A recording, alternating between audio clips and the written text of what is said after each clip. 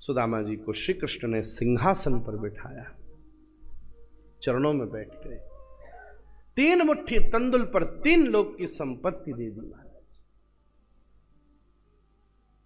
ऐसी मित्रता इतिहास में स्वर्णाक्षरों में लिखी जाती है। एक मित्र थे द्रुपद और द्रोणाचार्य, संग पढ़ते थे। द्रुपद कहता था जिस दिन राजा बन गया आधा राज्य दे दूंगा। द्रोणाचार्य त्यागी,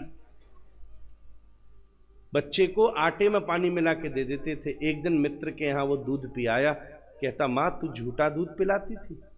मन में इस पीड़ा से विचार आया, मेरा मित्र है, गैया तो दे ही सकता है। जब पहुंचा द्रुपद के दरबार में तो उसने धक्के दे के निकलवा दिया। ये गरीब फटे कपड़ों का बामन कहता मेरा मित्र।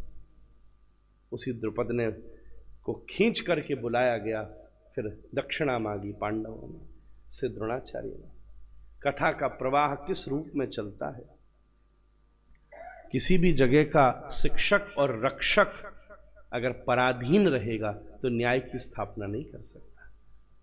शिक्षक स्वतंत्र होना चाहिए, चिकित्सक भी स्वतंत्र होना चाहिए। चिकित्सक मैनिपुलेशन ही तभी करेगा जब उसको टास्क पूरा करने के लिए इधर उधर करना पड़ेगा। शिक्षक अगर पराधीन होगा, आप देखो तो सही, अब द्रोणाचार्य को धृतराष्ट्र ने नौकरी पर रखा as official teacher for the palace, राज्य के लिए ऑफिशियल गुरु अध्यापक। अब होता क्या था, जब द्रोणाचार्य जी युधिष्ठिर को डांटते थे तो गुड रिपोर्ट जाती थी। दुर्योधन कहता बहुत अच्छे टीचर है, और दुर्योधन को डांट पड़ जाती थी तो जाती थी अरे भैया डांट दिया। धृतराष्ट्र वैसे ही थोड़ा सा सॉफ्ट कॉर्नर था उसका दुर्योधन को लेकर।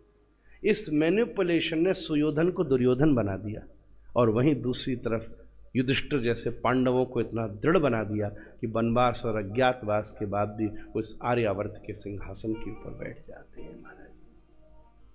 शिक्षक स्वतंत्र हो, पराधीन न हो। जब तक पराधीन होगा सही कैसे पढ़ाए। चिकित्सक पराधीन होगा तो इलाज कैसे सही करेगा। 15-15 दिन तक मरने के बाद भी फिर वेंटिलेटर पर रखना पड़ता है, क्योंकि हॉस्पिटल का टास्क पूरा करना होता है। एक रक्षक भी पराधीन होगा तो कैसे किसी की रक्षा कर सकेगा।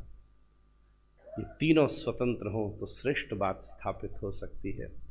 इसी परिवेश के साथ कृष्ण और सुदामा की मित्रता को हम प्रणाम करते हैं।